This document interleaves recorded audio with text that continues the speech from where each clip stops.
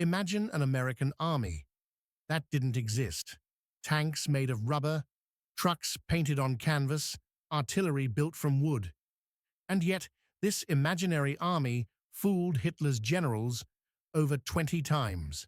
This is the true story of the Ghost Army, the most creative deception unit in American history. Officially, they were the 23rd Headquarters Special Troops.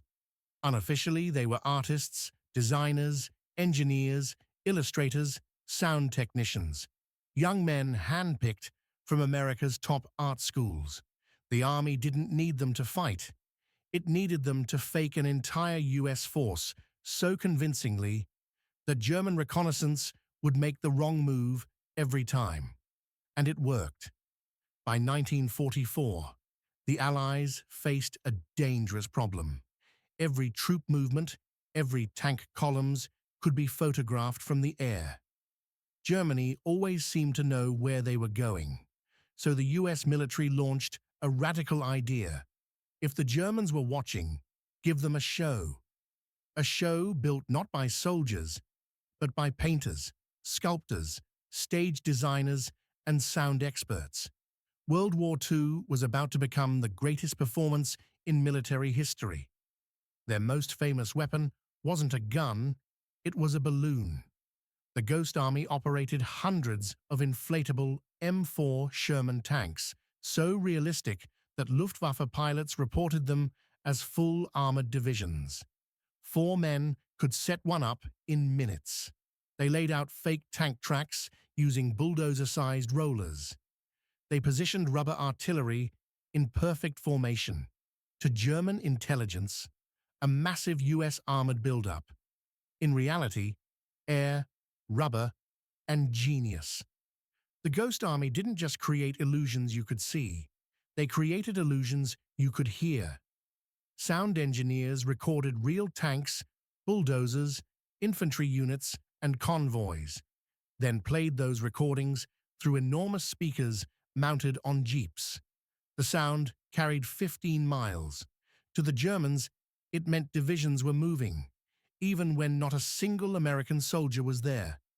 These soundtracks were mixed like Hollywood productions, calculated down to echo, humidity, and wind direction. German intelligence tracked Allied radio operators the way detectives track fingerprints.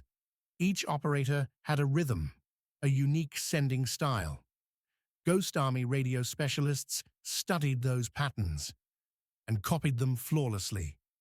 To German listening posts, the radio traffic was proof. Divisions were moving, preparing, regrouping, but it was all an elaborate performance.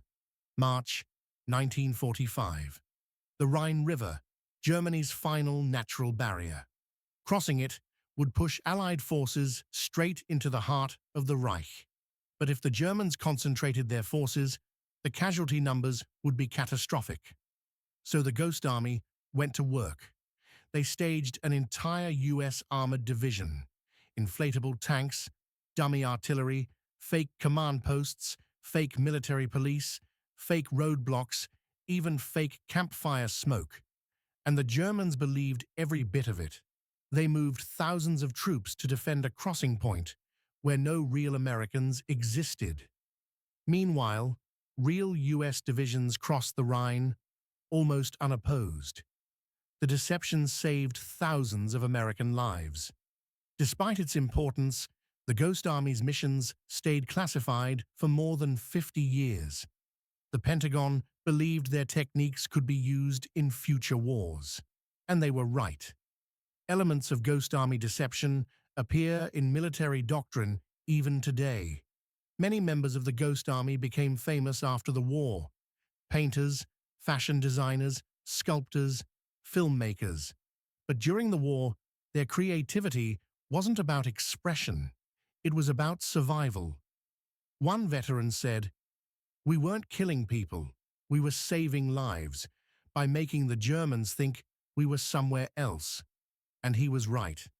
If you want more declassified World War II investigations, hidden files, true stories, and forgotten operations, subscribe. You're part of this investigation now.